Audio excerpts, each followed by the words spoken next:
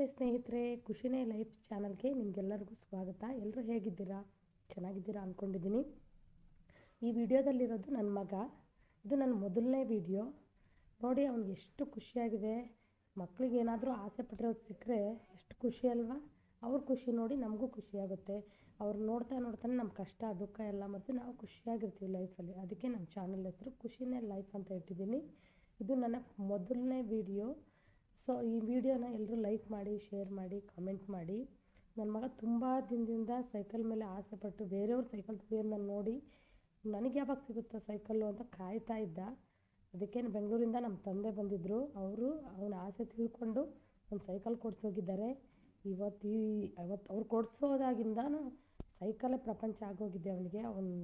ಅದನ್ನ ಬಿಟ್ಟು ಹಿಡಿಯೋದೇ ಇಲ್ಲ. ಸೊ ಈ ವಿಡಿಯೋ ಇಷ್ಟ ಆದರೆ ಲೈಕ್ ಮಾಡಿ, ಕಮೆಂಟ್ ಮಾಡಿ, ಪ್ಲೀಸ್. ನಮಸ್ತೆ ಎಲ್ರಿಗೂ. ನೆಕ್ಸ್ಟ್ ವಿಡಿಯೋದಲ್ಲಿ ಸಿಗೋಣ.